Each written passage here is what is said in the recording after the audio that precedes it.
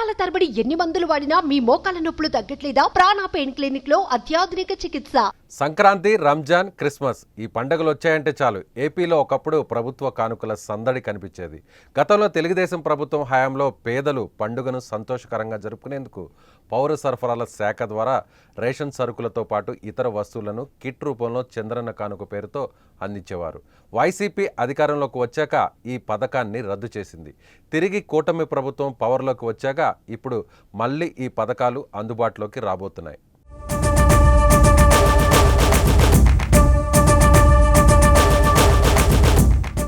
ఏపీలో ప్రజారంజక పాలన అందించడమే లక్ష్యంగా చంద్రబాబు సర్కార్ అడుగులు వేస్తుంది. ప్రజల కోసం కీలక నిర్ణయాలు తీసుకుంటూ ముందుకు సాగుతోంది. 2 నెలల పాలనలో ఎన్నికల్లో హామీ ఇచ్చిన పలు సంక్షేమ పథకాలను అమలు చేయడంతో పాటుగా ప్రజల కోసం పాత పథకాలను కూడా తిరిగి అమలు చేయబోతుంది. తాజాగా రాష్ట్రంలో రేషన్ కార్డుదారులకు సీఎం చంద్రబాబు ప్రభుత్వం శుభవార్త అందించింది.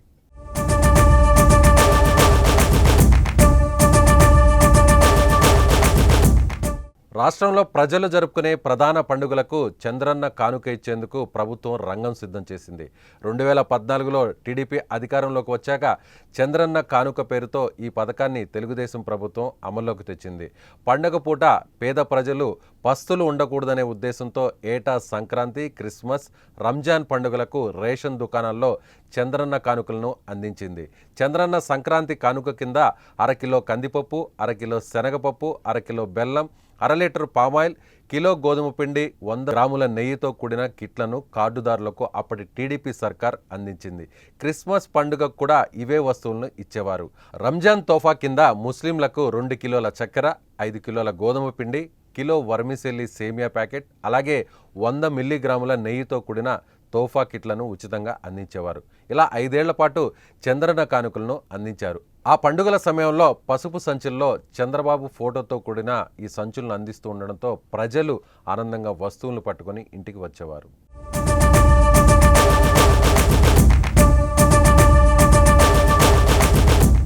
అయితే 2019లో తెలుగుదేశం పార్టీ అధికారం కోల్పోయిన తర్వాత వైసీపీ ప్రభుత్వం రావడంతో చంద్రన్న కానుకలు కానరాకుండా పోయాయి. అప్పటి ముఖ్యమంత్రి వైఎస్ జగన్మోహన్ రెడ్డి చంద్రన్న కానుకలను రద్దు చేశారు. మళ్ళీ అసెంబ్లీ ఎన్నికల్లో అఖండ విజయం సాధించి ఇప్పుడు కూటమి ప్రభుత్వం అధికారంలోకి వచ్చిన తర్వాత చంద్రన్న కానుకలను తిరిగి అందించేందుకు ప్రభుత్వం సిద్ధమవుతోంది.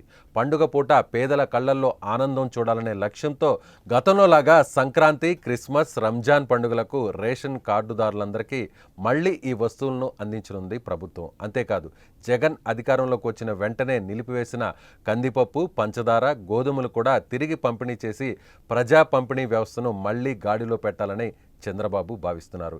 ఈ 3 పండుగలకు రేషన్ కార్డుదారులందరికీ ఉచితంగా చంద్రన్న కానుకలు అందించడానికి ఏడాదికి 538 కోట్ల చొప్పున 5 ఏళ్లకు 2690 కోట్ల అదనపు భారం పడుతుందని ఆ శాఖ అధికారులు అంచనా వేస్తున్నారు. టీడీపీ కూటమి ప్రభుత్వం నిర్ణయంపై ప్రజల్లో హర్షం వ్యక్తమవుతుంది. సో ఈ వీడియోపై మీ కామెంట్ని తెలియచేయండి.